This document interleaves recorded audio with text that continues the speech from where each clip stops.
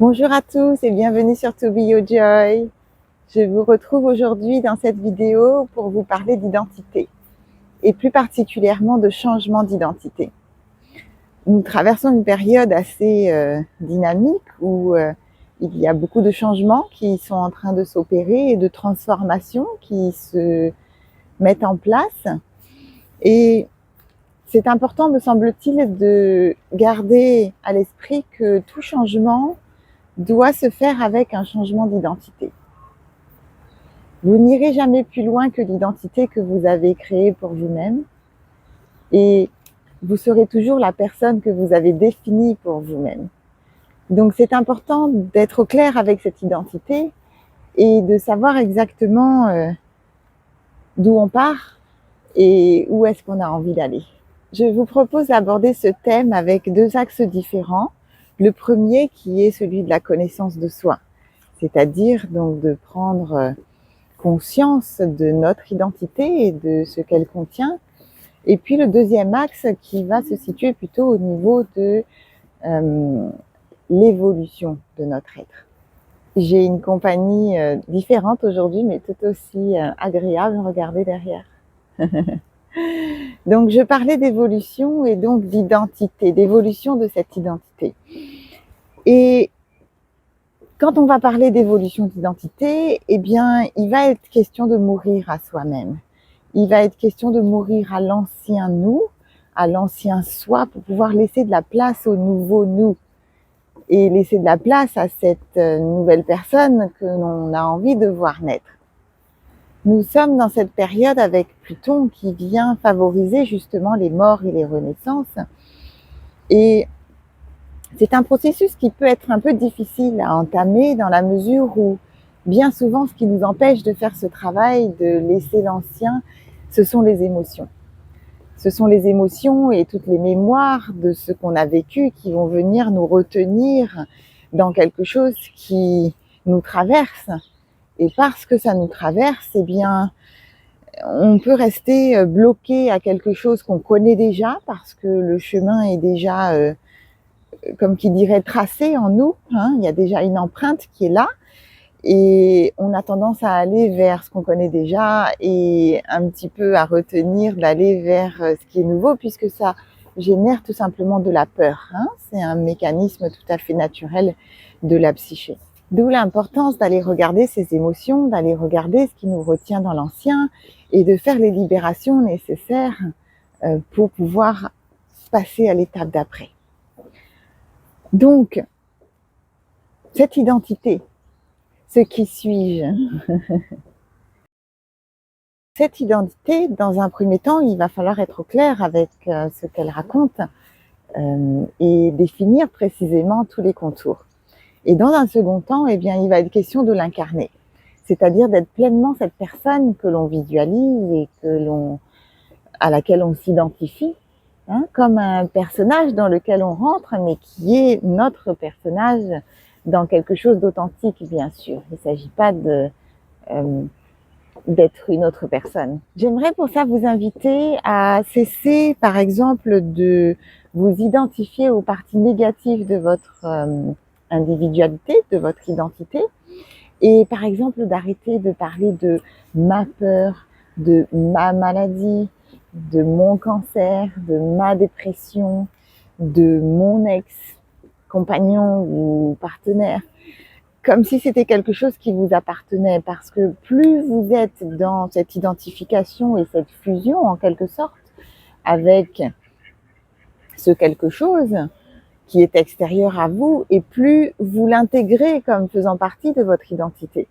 Et c'est beaucoup plus difficile de le changer et de s'en séparer quand vous avez nourri cet attachement à votre maladie, à cette personne, etc., plutôt que d'envisager de changer un modèle, un pattern, un système ou une expérience tout simplement.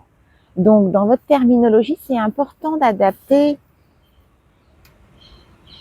justement les mots pour que ce changement d'identité soit plus facile, parce que c'est beaucoup plus facile de changer un système que de changer une identité. Et donc peut-être qu'au lieu de dire mon ex, vous pourriez parler de cette personne avec qui j'ai partagé un moment de ma vie. Au lieu de parler de votre maladie, vous pourriez par exemple parler d'une expérience qui vous traverse. Voilà, c'est une expérience que mon corps traverse en ce moment et donc sous-entendu, elle va passer. Elle ne fait que passer. Elle vient vous apporter un message et une fois l'enseignement retiré, eh bien, vous pourrez la libérer. Je ne peux pas m'empêcher de vous partager là les petits copains qui nous accompagnent. J'aimerais pour ça aujourd'hui vous proposer un petit exercice, puisque j'aime bien mettre les choses en pratique dans la matière. Un petit exercice pour vous aider justement à mettre un petit peu de clarté sur cette identité. Et c'est tout simple, il va s'agir de compléter donc un début de phrase qui est le « je suis ». Si vous dites « je suis », qu'est-ce qui vient derrière? Quels sont les mots qui descendent intuitivement? Posez-vous la question là avec moi, ensemble. Quand vous dites « je suis », qu'est-ce qui vient en premier? Ça peut être un nom, un adjectif, un participe passé. Ça peut être très différent et puis vous pouvez aussi mélanger un certain nombre de choses. Mais cet exercice, vous pouvez le pratiquer donc dans le cadre d'une petite méditation, par exemple. Et juste simplement prononcer les mots « je suis » et voir ce qui vient ensuite. Donc, ce peut être après votre méditation, ça peut être au réveil, tout simplement, dans un moment où vous n'êtes pas trop dans votre mental et où vous êtes un petit peu plus au repos.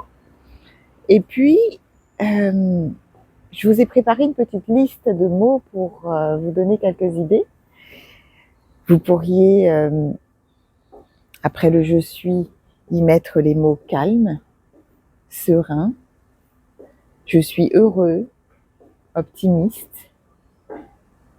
créateur, je suis reconnaissant, en santé, je suis fort, je suis riche, je suis unique, je suis puissance, je suis réussite, je suis réceptif, je suis patiente, souple, résiliente, harmonie, clarté, je suis aimée, je suis détendue, je suis pardonnée, je suis centrée, je suis guidée, je suis sécurisée, je suis protégée, je suis connectée, déterminée, mariée, divorcée, si on parle de statut.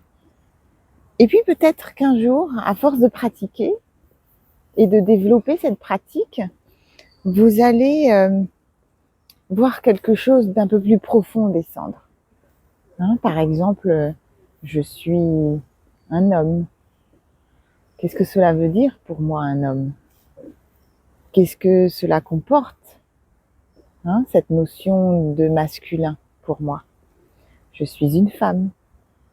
Qu'est-ce qu'être une femme? Comment être dans son féminin? Je suis mère. Ou alors je suis libre. Je suis amour. Je suis divin. Je suis unité, énergie.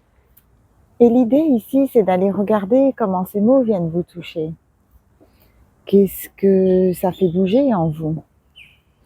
Qu'est-ce que ça vient vous rappeler de ce que vous savez déjà de vous ou ce qui se trouve au fond de vous mais qui n'a pas encore fait surface? Et puis comment vous pouvez les incarner? Si je demande à être une personne avec une certaine identité, comment est-ce qu'elle se comporte, cette personne? Comment est-ce qu'elle pense? Quels sont les actes qu'elle pose au quotidien? Concrètement, son quotidien ressemble à quoi? Et ça va vous permettre d'aller justement à l'étape suivante. Et c'est ce qu'on veut obtenir avec cette pratique, c'est justement de vous amener à incarner quelque chose que vous visualisez et le faire vivre dans la matière. Je vous donne un exemple ici, si toutefois vous aviez décidé d'arrêter de fumer. Vous êtes dans un lieu où une personne vient gentiment vous proposer donc une cigarette et ça fait pas très longtemps que vous avez arrêté et donc la réponse qui vient à ce moment-là, c'est non merci, j'essaie d'arrêter. Que va répondre un fumeur? Un fumeur va répondre en qualité de fumeur qui essaie d'arrêter. Vous êtes dans votre ancienne identité. Un non-fumeur, qu'est-ce qu'il va répondre? Non merci, je ne fume pas. Alors certes, ça ne fait pas très longtemps peut-être que vous avez arrêté de fumer, mais votre nouvelle identité, c'est que vous ne fumez pas. Donc ne vous mettez pas dans la peau de l'ancien fumeur qui est déjà dans la difficulté d'arrêter de fumer, mais qui en même temps incarne encore son identité de fumeur. Mettez-vous directement dans la peau de quelqu'un qui ne fume plus et qui ne fume pas, tout simplement, et qui va l'afficher tel quel au reste du monde également. Hein, c'est de ça dont je parle quand je parle d'incarner le changement et de le laisser se manifester dans vos actes et que ce soit transcrit dans vos actions. Voilà les idées que j'avais à vous partager aujourd'hui autour du changement d'identité. Je vous invite à faire ce petit exercice du « je suis ». Si vous ne voulez pas le faire après une méditation, vous pouvez aussi tout à fait prendre un crayon et un papier et écrire tout simplement. Vous écrivez « je suis » puis vous laissez descendre ce qui vient par la suite. Et de faire cet exercice tous les jours pendant 21 jours serait idéal pour comme épurer ce qui vient de l'intérieur et aller chercher ces mots qui vont vous aider à avancer à la fois dans la connaissance de ce que vous vivez dans votre identité dans le présent moment et à la fois dans celle que vous voulez incarner pour la suite.